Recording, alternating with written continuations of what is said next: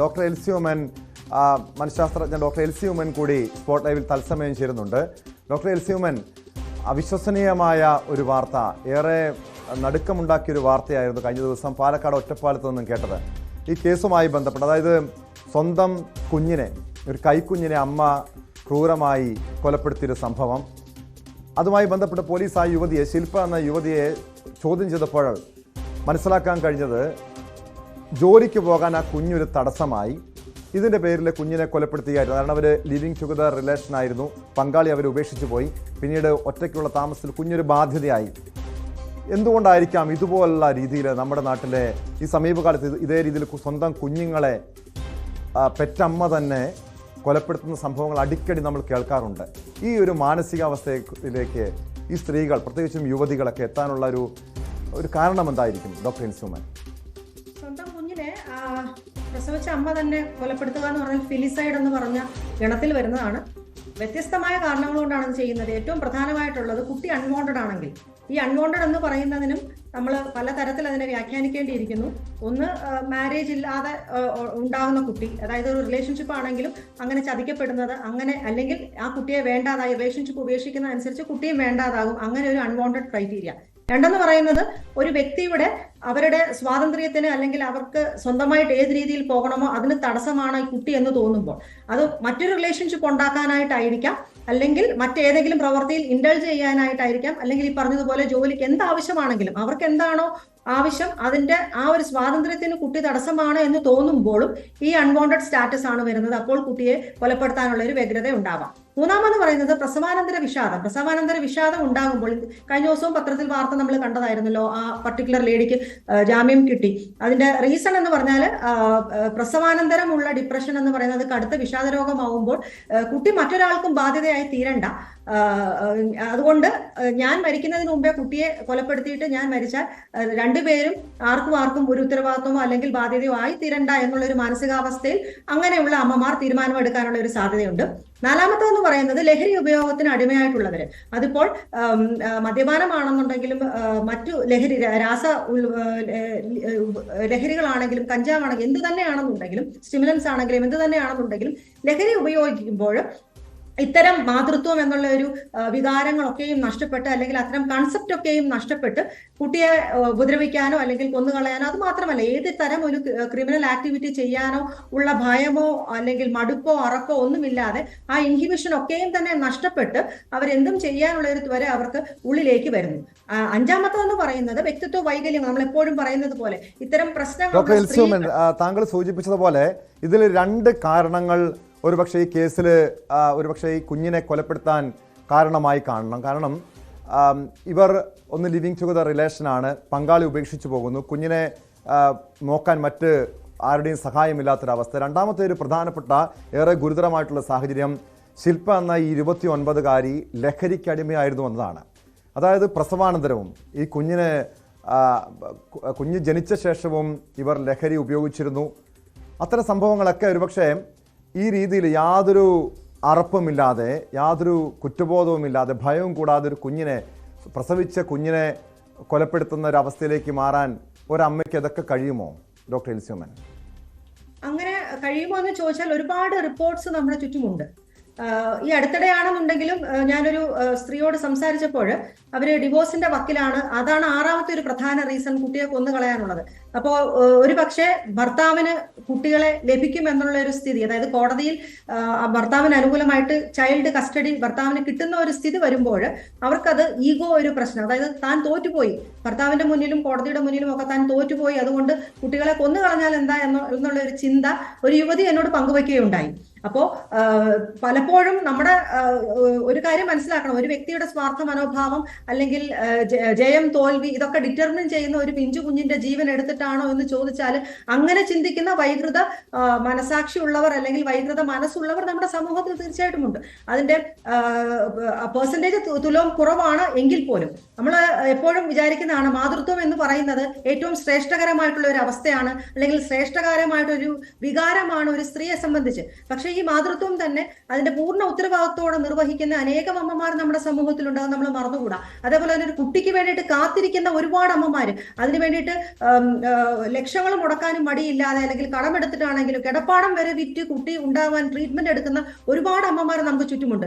അവര് ഡിപ്രസ്ഡ് ആയിട്ട് അങ്ങനെയുള്ള മക്കളില്ലാത്ത അമ്മമാർ എൻ്റെ അടുക്ക വരാറുണ്ട്. കാരണം 10, 15, 20 വർഷമായിട്ട് കുട്ടികളില്ലാതെ ഒരു ഡിപ്രസ്ഡ് ആയിട്ടുള്ള ഒരു അവസ്ഥയിൽ, പ്രത്യേകിച്ച് നമ്മുടെ സമൂഹത്തിൽ കുട്ടികളില്ലെങ്കിൽ മറ്റൊരു രീതിയിലാണ് അത്തരം കപ്പിൾസിനെ കാണുന്നത്. അവർക്ക് പലപ്പോഴും പ്രത്യേകിച്ചും ചില കാസ്റ്റിലൊക്കെയും അവരെ കണി കാണുന്നത് ശരിയല്ല, അല്ലെ അവരെ നല്ല ചടങ്ങിനൊക്കെയും അവരെ ക്ഷണിക്കാറില്ല.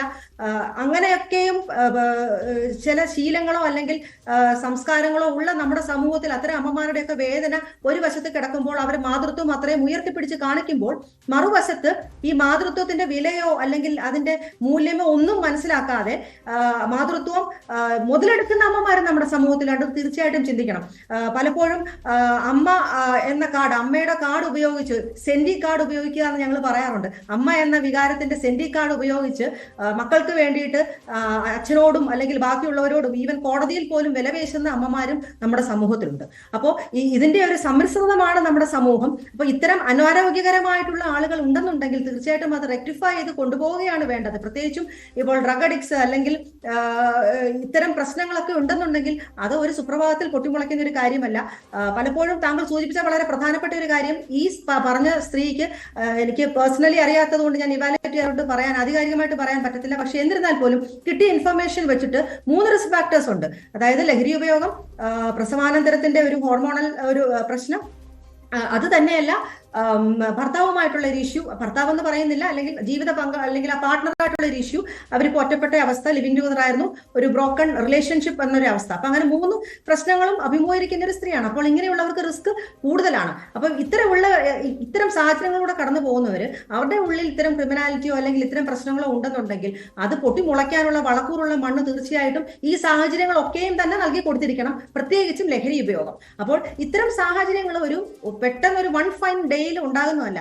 അത് കുറെ കാലമായിട്ട് ഒരു പക്ഷേ ഇത് കാണിച്ചിരിക്കണം, പല രീതിയിൽ പല ലക്ഷണങ്ങൾ കാണിച്ചിരിക്കണം. അപ്പോഴൊക്കെയും ഒരു വിദഗ്ധ സഹായം തേടിയിരുന്നെങ്കിൽ, ഒരു സൈക്കാട്രിസ്റ്റിനെ കണ്ടിരുന്നെങ്കിൽ ഇത്തരം ദാരുണമായിട്ടുള്ള അനുഭവങ്ങളൊക്കെയും അല്ലെങ്കിൽ ഇൻസിഡൻസസ് ഒക്കെയും നമുക്ക് തീർച്ചയായിട്ടും ഒഴിവാക്കാമായിരുന്നതും. ഡോക്ടർ എൽസി ഉമ്മൻ, ഈ സമീപകാലത്ത് നമ്മുടെ യുവാക്കളുടെ ഇടയിൽ ഒരു ട്രെൻഡ്, പ്രത്യേകിച്ചും ഈ ലിവിങ് ടുഗദർ റിലേഷൻ, മറ്റ് വിവാഹ ജീവിതം താല്പര്യമില്ലാത്ത യുവാക്കളുടെ എണ്ണം കേരളത്തിലടക്കം വർദ്ധിക്കുന്നു എന്നൊരു റിപ്പോർട്ട് കഴിഞ്ഞ ദിവസം വന്നതാണ്.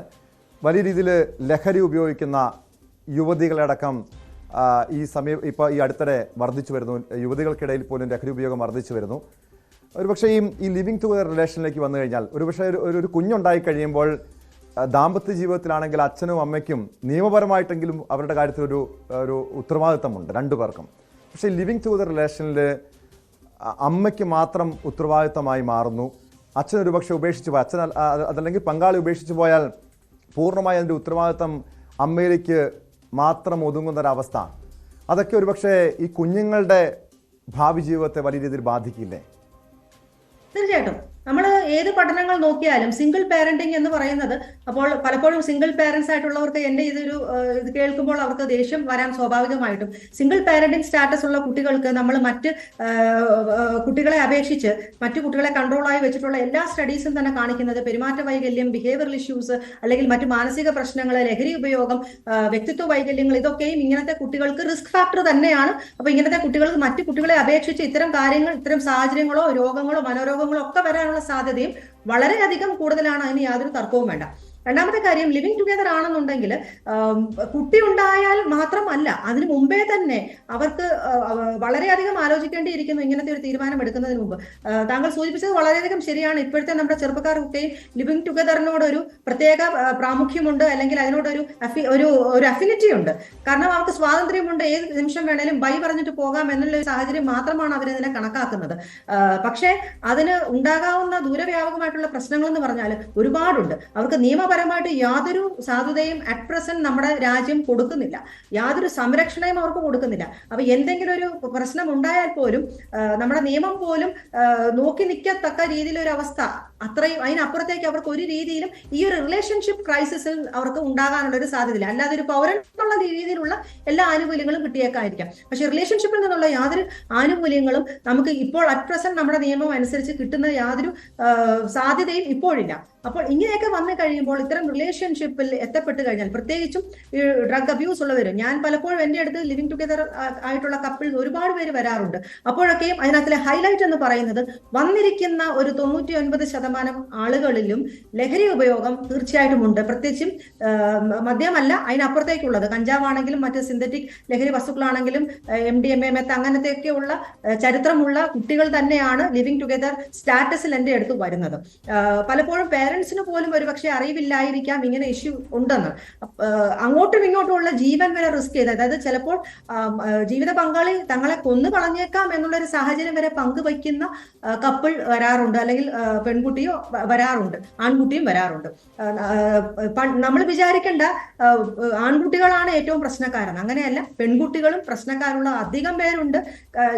ഇത്തരം അവസ്ഥയിലേക്ക് പോകുന്നതും കുറ്റകൃത്യം ചെയ്യാൻ യാതൊരു മടുപ്പോ ഒന്നുമില്ലാത്ത കുട്ടികൾ നമ്മുടെ സമൂഹത്തിൽ ധാരാളമുണ്ട്. അപ്പോൾ അത്രയും രീതിയിലുള്ള ഒരു ചേഞ്ച് നമ്മുടെ സമൂഹത്തിൽ വന്നിരിക്കുന്നു. നമ്മൾ ഒരു വെസ്റ്റേൺ ഒരു സ്റ്റാറ്റസ് എടുക്കുകയാണെന്നുണ്ടെങ്കിൽ UK-ലൊക്കെയും അതിപ്പോൾ വരുന്ന എല്ലാ റിസർച്ചേഴ്സും എല്ലാം തന്നെ കാണിക്കുന്നത്, അവരൊരു കാലത്ത് ലിവിങ് ടുഗദറിനെ പ്രോത്സാഹിപ്പിച്ചു, മാരേജ് വേണ്ട എന്നുള്ളൊരു സാഹചര്യത്തിലായിരുന്നു അവിടെ. പക്ഷെ ഇപ്പോൾ അവര് പോലും, ഇത്രയും സ്വാതന്ത്ര്യം ഉണ്ട് എന്ന് അഭിമാനിക്കുന്ന അവര് പോലും അത്തരം കൺസെപ്റ്റ് ഒക്കെ വെടിഞ്ഞ് ലിവിങ് ടുഗദറിനെക്കാട്ടിലും ആരോഗ്യപരം മാരേജ് ആണ് എന്നുള്ള ആ ഒരു തിരിഞ്ഞ ചിന്താഗതിയിലേക്ക് അവിടുത്തെ കുട്ടികളും അവിടുത്തെ സമൂഹവും മാറി ചിന്തിക്കാൻ തുടങ്ങിയിരിക്കുമ്പോഴാണ് നമ്മുടെ സമൂഹത്തിൽ ഇങ്ങനെ ഒരു ഡീവിയേഷൻ വന്നിരിക്കുന്നത്. അതൊട്ടും ആരോഗ്യപരമല്ല. ആ രീതിയിൽ കൊണ്ടുപോയി കഴിഞ്ഞിട്ടുണ്ടെന്നുണ്ടെങ്കിൽ കുറച്ച് കഴിയുമ്പോൾ ഈ ഇൻസിഡൻസസ്, ഇത്തരം ക്രിമിനൽ ആക്ടിവിറ്റീസും അല്ലെങ്കിൽ കൊലപാതകങ്ങളും ആത്മഹത്യകളുടെയും ഒക്കെയും തോത് കൂടാൻ വളരെയധികം സാധ്യതയും കൂടുതലാണ്. അത് തന്നെയല്ല, ചിലപ്പോൾ മൾട്ടിപ്പിൾ റിലേഷൻഷിപ്പ് ഉണ്ടാകാൻ സാധ്യത ഉണ്ട്. അതിന്റെ അർത്ഥം കല്യാണം കഴിച്ചവർക്ക് അങ്ങനെ ഉണ്ടാകത്തില്ല എന്നല്ല, അവർക്കും ഉണ്ട്. പക്ഷെ ഇതിന് റിസ്ക് കൂടുതലാണ്. കാരണം ബന്ധത്തിന് ഒരു കെട്ടുറപ്പില്ലാത്തത് കൊണ്ട് റിസ്ക് കൂടുതലാണ്. അതുകൊണ്ട് തന്നെ മറ്റു ഇതര രോഗങ്ങൾ വരാനുള്ള ഒരു സാധ്യതയും ഒക്കെയും ഉണ്ട്. അപ്പൊ നമ്മുടെ സമൂഹത്തിൽ ഒരു കാലത്ത് തുടച്ചു മാറ്റപ്പെട്ട പല കാര്യങ്ങളും വീണ്ടും തിരികെ വന്ന് ഇതിനപ്പുറം പ്രശ്നമുണ്ടാകാനുള്ള ഒരു സാധ്യത, ആ ഒരു റിസ്ക് തീർച്ചയായിട്ടും ഉണ്ട്.